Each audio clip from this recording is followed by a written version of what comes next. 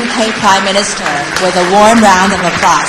各位贵宾，我们一起热烈的掌声来欢迎英国前首相特拉斯下议员。Welcome. Please have a seat.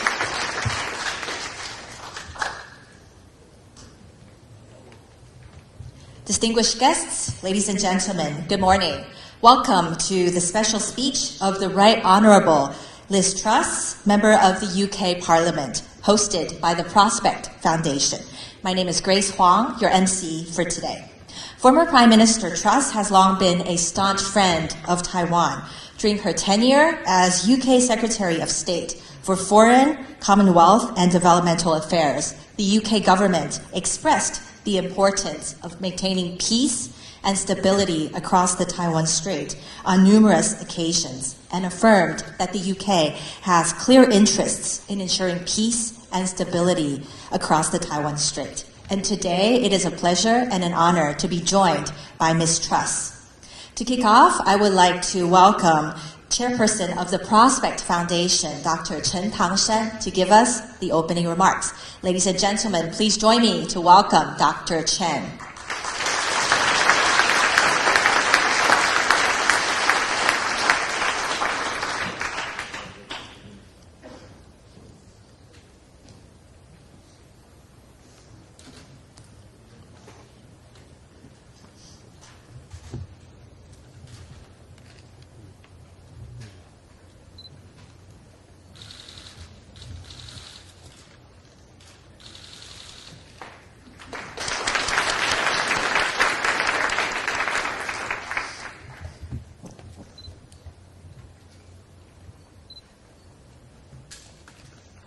Former Prime Minister of the United Kingdom, the Right Honourable Liz Truss,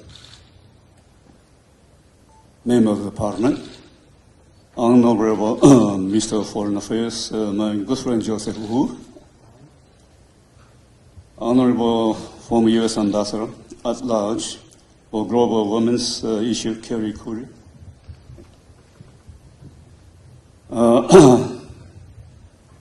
Honorable former Japanese State Minister of Defense, Yasuhide Nakayama, esteemed guests and colleagues, good morning. It is my great honor to welcome the former Prime Minister to Taiwan at this real crucial juncture. We understand it has been over a year since the outbreak of the Russo-Ukrainian war. The unwavering resistance of the Ukrainian people and the sustained support from democratic countries around the world have helped contain the authoritarian aggression. Here in Taiwan, we also face similar threats by an increasingly aggressive People's Republic of China. Beijing's military intimidation continues unabated as it seeks to establish a new normal in the Taiwan Strait. Air and naval incursions across the median line have increased significantly since last August.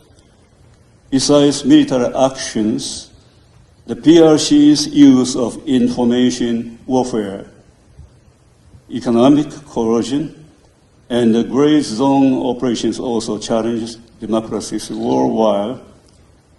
Xi Jinping's recent visit to Russia also is a clear demonstration of the two authoritarian countries' deepening cooperation and a serious warning to the democratic world. During her time in office, Prime Minister Truss urged Western allies to provide more support to Taiwan to ensure Taiwan has the ability to defend itself.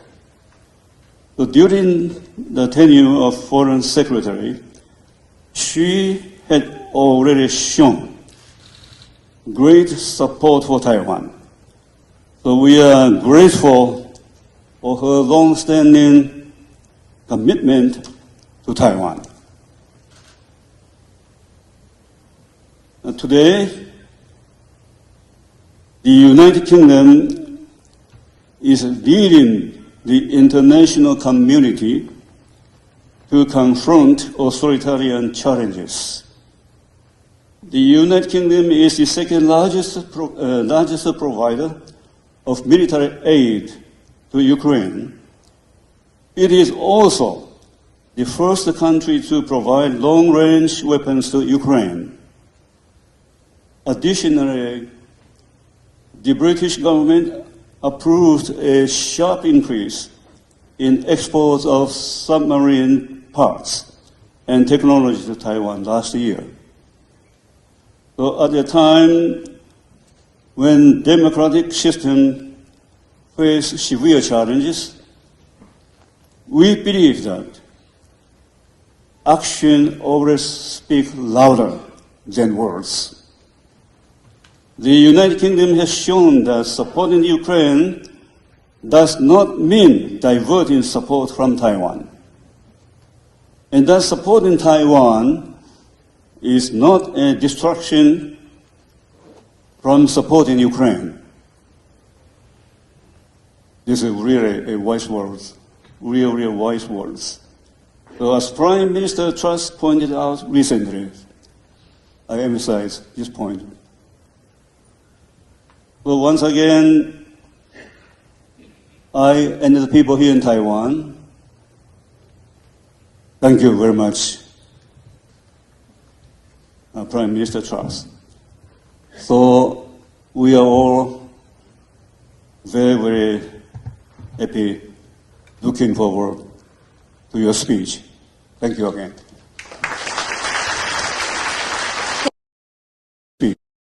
Please be seated.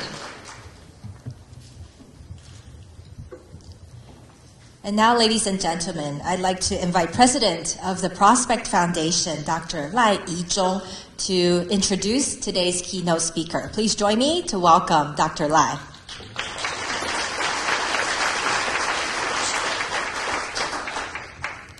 Thank you. I see a full pack of house here. Very excited about listening to this speech from the Right Honorable Ms. Liz Truss, the Member of Parliament, for her remarks.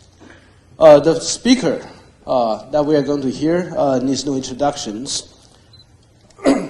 Right Honorable Ms. Liz Truss has been in long service in public services, and before becoming the Prime Minister of the United Kingdom, she was, there are several posts that she held, including the Foreign Secretary and also the State Secretary for the International Trade, among others.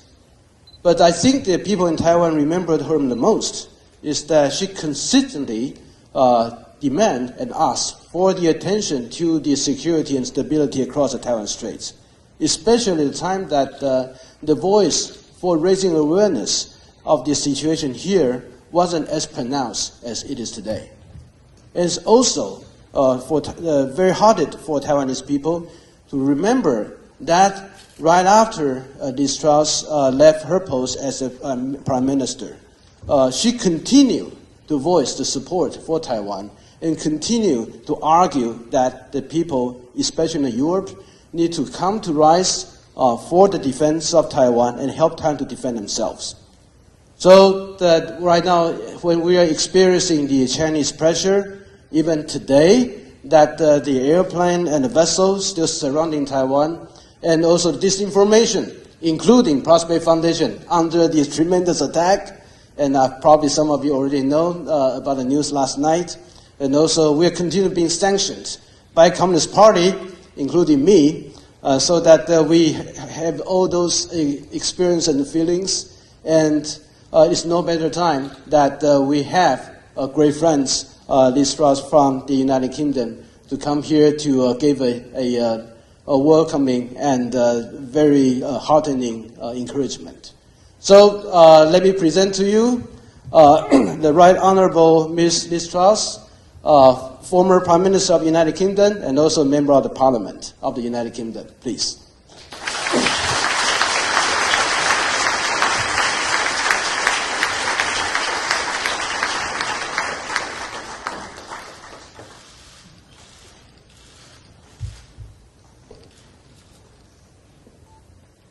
Right, let's move this.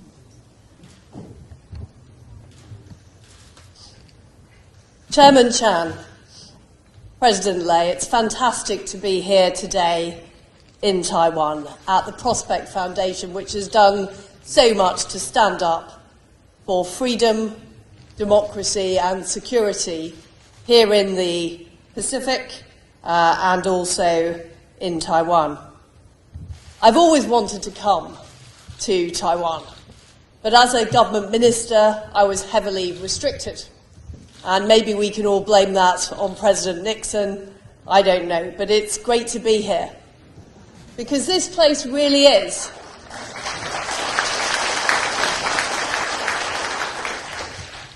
a beacon of freedom, of democracy, of free enterprise, of a free society. But it is also on the frontier of freedom in what is now a very serious struggle between democracies and authoritarian regimes around the world.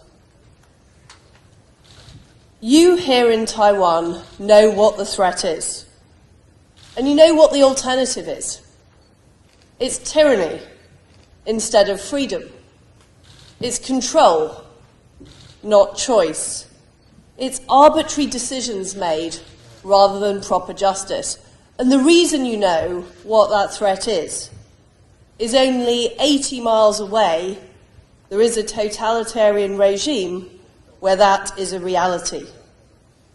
And the threat that poses is not going away. In fact, that threat is increasing. Recently, President Xi has stepped up the threats. He's made statements about so-called reunification. He's been sending increased numbers of warplanes on sorties into Taiwan's air defense zone. And the Chinese Communist Party are making it very clear that they don't want to see Taiwan exist in its current form. And that's because you are a direct challenge to everything the Chinese Communist Party stands for. People here in Taiwan are better off than they are in mainland China. They're freer than they are in mainland China.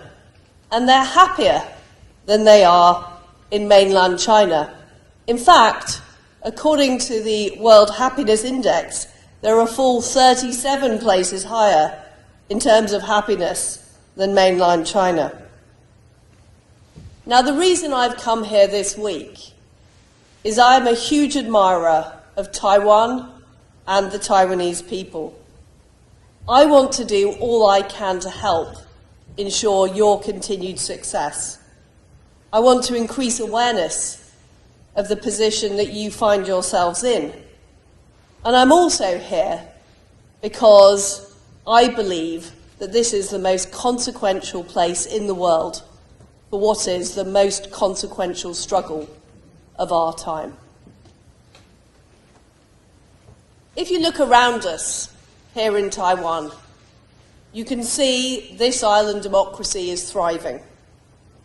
Under the brave leadership of President Tsai and the rule of law, we see state-of-the-art buildings, we see new industries emerging, we see modern technology and innovation. We see exports from Taiwan going around the world, whether it is semiconductors or bubble tea. You are having a huge impact right across the globe, and you're powering the modern economy. 90% of the world's most advanced microchips, 60% of mobiles, laptops and computers all have content produced here in Taiwan. And the shipping routes that surround Taiwan are vital to global commerce. And if you look at 3.2% growth on average every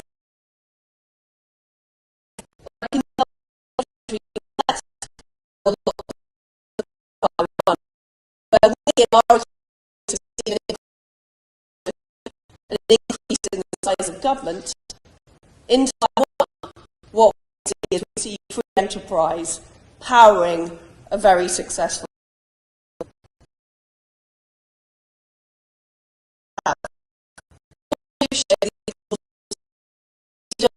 and self-determination in delivering and being a successful nation. And we can see what happens when that freedom is taken away. Because we saw that when tanks rolled into Tiananmen Square in 1989. We've seen it in Hong Kong when liberties have been eroded with the imposition of the national security law. And in Xinjiang, we have seen appalling targeting of Uyghurs with reports of forced sterilization, forced labor, and the arbitrary detention of over 1 million people. The human cost is huge and it is terrible.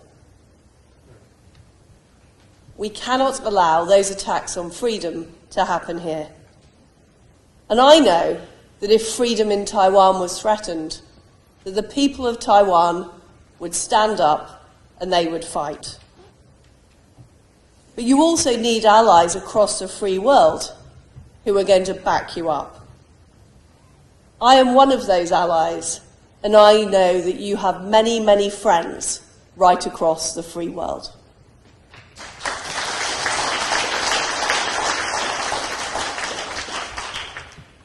I believe that the biggest danger to the future of Taiwan is fatalism. Not on your part, but a fatalism in the free world, that somehow a Chinese takeover of Taiwan is inevitable. Some suspect that President Xi is waiting to subdue the enemy without fighting, as the military general Sun Tzu once put it. It is vital that such a notion should not be aided and abetted by any of us living in free democracies.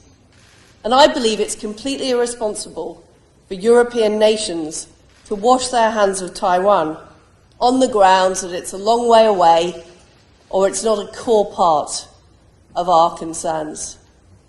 I don't think they could be more wrong. It is a core interest to the people of Europe. A blockade or an invasion of Taiwan would undermine freedom and democracy in Europe, just as a Russian invasion of Ukraine, a successful domination of Ukraine, would undermine freedom and democracy in the Pacific.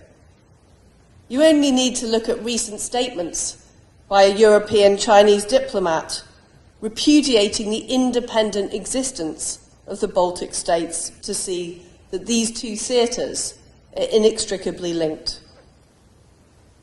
I'm concerned that Ukraine should not be forced into some kind of unfair settlement by China. And I don't believe we should be giving China leverage over European security. In fact, we should be fast-tracking Ukraine's entry to NATO and providing Ukraine with all the weapons they need to make sure that Russia is pushed out of their country. And I'm also concerned that any compact might make it harder for us to defend Taiwan. All free nations must commit themselves to a free Taiwan and be prepared to back it up with concrete measures. And I'm going to talk later in my speech about what those measures should be. Ladies and gentlemen, the future of Taiwan isn't just important for the people on this island and in this room. It's important for the future of the world, because where we are today, in Taipei, is on the front line of the global battle for freedom. The Chinese Communist Party is engaged in an ideological struggle with the free world, and they have been very open and clear about that. They see our way of life, our way of operating, as a threat. And they're openly in league with some of the worst regimes around in the world, whether it's Putin's Russia, Iran, or North Korea. This is a battle of ideas as much as it is an attempt to gain power on the global stage. Let's remember that China is a totalitarian regime that actively describes the US and allies as an empire that they want to see the end of. China is now the world's largest economy in terms of purchasing power parity, and what it wants to do is use this position to gain dominance. Now, there are many in the West who say we don't want another Cold War.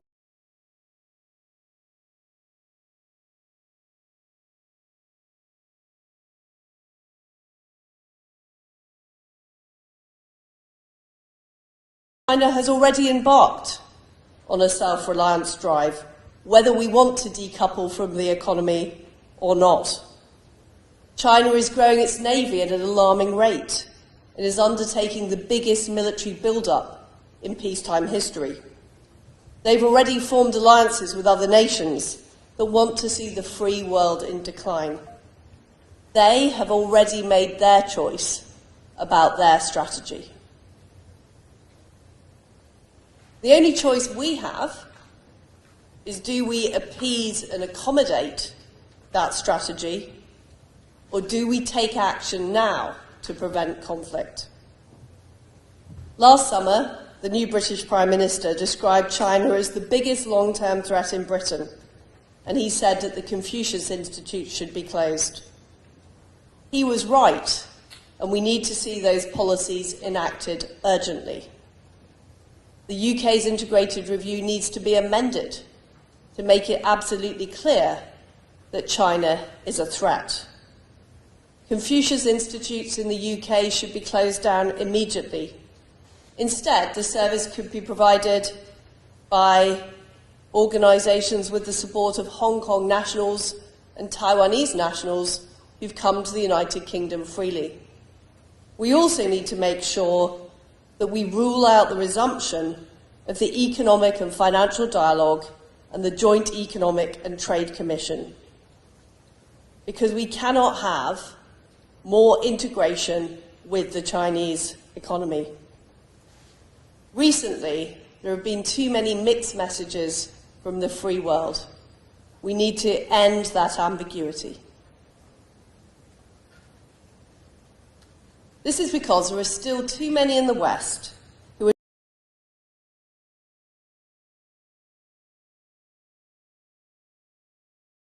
as if there's nothing wrong, as if there are bigger issues than Chinese global dominance or the future of freedom and democracy. But without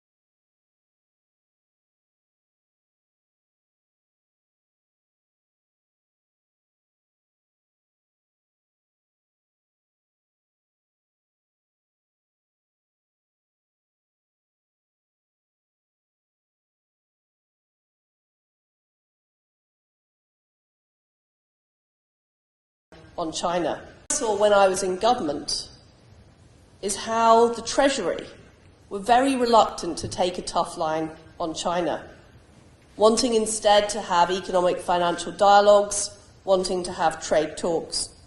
And Britain is not unique in that respect. Treasuries and finance ministries across the West are keen to engage with China because they're driven by business interests who don't want to give up lucrative Chinese investments or exports to China. And what we've also seen is self-censorship by companies who are worried about pushback from Beijing, including, in particular, parts of the film industry. But in the free world, we have to face the fact that that economic model isn't working anymore. China is becoming more self-reliant on Western economies.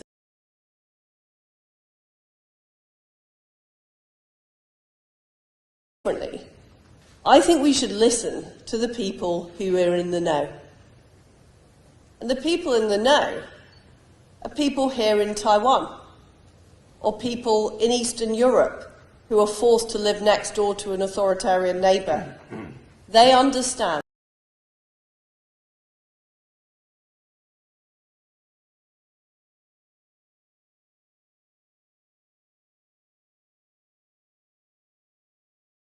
Lithuanian friends who are prepared to withstand China's attempts to undermine their commerce. Or the fact it was the Polish Prime Minister who recently spoke out against those in Europe who would seek to appease the Chinese Communist Party. So what do we need to do collectively to deal with this challenge? We need to remember how these regimes are successfully taken on. And they're not successfully taken on of a network of liberty, of free nations working together. Because let's be honest, we can't rely now on the UN Security Council, which was recently chaired by Putin's Russia. And we can't rely on the World Trade Organization to make sure fair trade rules are in place. That is why we need to find other alternatives to get things done. What I want to see on the economic side is the development of an economic NATO, coordination between countries that support freedom and proper free enterprise. During the Cold War, we had the Coordinating Committee for Multilateral Export Controls, which was focused on how the free world collectively dealt with the USSR. I believe we need something similar to that. This would be an organisation that had proper ministerial representation and the right policies in place to agree the best approach towards China. The best approach to take on technology exports, the best approach in the event of economic coercion, the best approach on trade and investment. Now, there's a very obvious group of countries that could get together to do that. And that's a group of countries that have already put sanctions on Russia that I was proud to take a lead on as Foreign Secretary and as Prime Minister. This group includes the G7 and it includes the EU, but it could also include South Korea, Australia, and other willing parties. We could also use trade agreements and trade pacts as a stepping stone to uphold freedom. I'm very pleased that the United Kingdom has now joined the comprehensive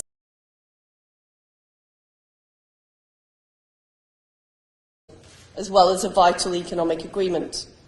Now, Taiwan applied to join the CPTPP in September 2021.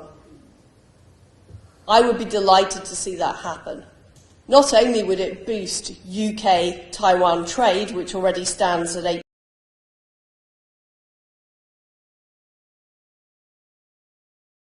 economic links for this important democracy. I want the UK to champion the fast-tracking of Taiwan's accession in collaboration with key members of the CPTPP. It is also vital that China is blocked from being a member of the CPTPP, and I encourage the United Kingdom government to say this publicly, and Canada and our other allies. Together, having the NATO, which is vital for taking on the economic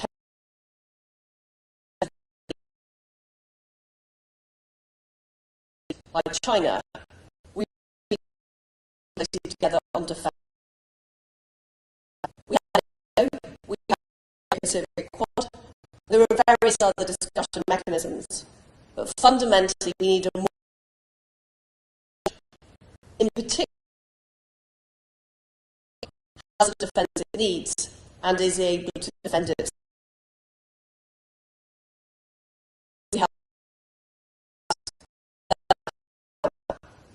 And if we're serious about preventing conflict in the South China Sea,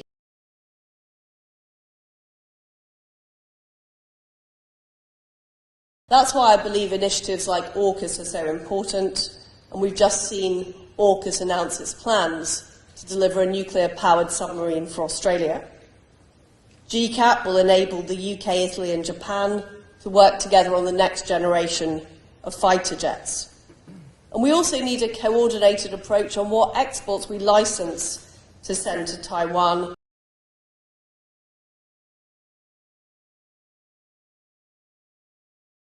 In order to do that, we need to understand the situation on the ground.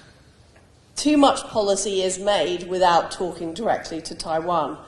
And in particular, we need to make sure that representative offices around the world are able to have those conversations and are able to have the status needed to be able to engage in those discussions.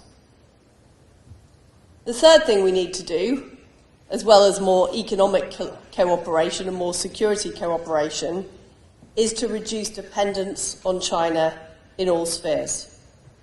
I've already talked about the need to not engage in new economic dialogues or further cooperation with China whilst it takes the aggressive stance that it has been taking. But we need to keep aware of all eventualities. If Beijing keeps its word and escalates aggression towards Taiwan, substantial decoupling will be unavoidable. If we fail to prepare for this, the consequent economic pain will be felt by all of our people across the free world. I know that when we first put sanctions on Russia, when I was Foreign Secretary, there was a lot of resistance from organisations in the UK who were deeply embedded already with Russia. We need to be on the lookout for that with respect for China and take action now to make sure we're prepared. The final point I want to make goes back to what I said at the start about the economy and economic growth. Because we're not going to beat China economically by becoming more like China. We need to make sure that free democracies have small governments, lower taxes, and less bureaucracy so people want to invest in our countries. And we need to be able to reach out to third countries, many of whom are in the undecided camp, with a strong economic proposition. This is where I think we, in the UK and right around the free world, can learn from thriving economies like Taiwan, who are getting that economic model right. Because we're going to have to do significant economic reform at home to make sure we are match fit to take on these authoritarian regimes. Finally, it's been a huge honour to come to Taiwan and be able to talk to you about the future of freedom. I'm clear that we have to do all we can to support free democracies like Taiwan in the face of aggression from a Chinese regime whose record we already know. We in the West have a collective responsibility, not just to do the right thing by Taiwan, but also to hold China to account for its actions. My visit this week is enabling me to communicate directly solidarity that British people feel for the people of Taiwan. Taiwan really is a shining beacon in the Pacific. It's an enduring rebuke to totalitarianism. It's an example of the power of free enterprise, and it shows the importance of a free society for human happiness. We in the United Kingdom, and right across the world, need to do all we can to support you over the coming years. Your future is our future. Thank you. Thank you once again to Ms. Truss. Ms. Truss, please remain on stage for the panel discussion. Thank you once again for your strength and also your staunch support of Taiwan and also of democracy. And with that, we will proceed to the panel discussion today. And now I'd like to invite the president of the Prospect Foundation, Dr. Lai, former U.S. Ambassador at Large for Global Women's Issues, Kelly Curry, and also former Japanese State Minister of Defense, Yasuhide Nakayama, to come up to the stage for the panel discussion.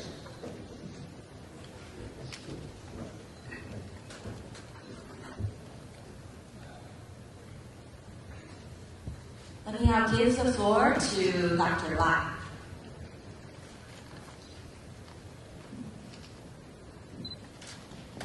我们工作人员可不可以递麦克风给我们的赖博士？ I'm sorry. Suddenly, I could not find it. I just hide in the plain sight, so I did not discover it. So we all listened to the Ms. Liz Truss' very encouraging and heartening speech for Taiwan. Clearly demonstrated the solidarity of the British people with Taiwan for the freedom and democracy. And now we are going to have a very exciting discussions with two other distinguished guests on the panel to accommodate already a very exciting speech by Ms. Liz Truss. So the first one I'd like to introduce is former U.S. Ambassador at Large for Global Women's Issues and the U.S. Representative at the United Nations Commission on the Status of Women, Ambassador Kelly Curry, and to share with us about her few thoughts. And then will be followed also by another very distinguished guest, I think Mr.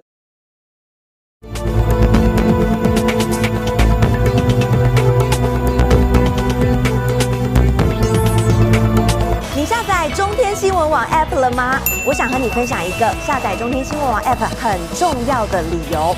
专家说，美国要把台湾乌克兰化，用大陆打台湾来牵制大陆发展，这些绿媒不会告诉你，中天会。如果你不要战争，要和平，你需要正确而且权威的国际资讯和情势分析，请立刻下载中天新闻网 App， 和我们一起守护台湾。多一个下载，就多一分力量。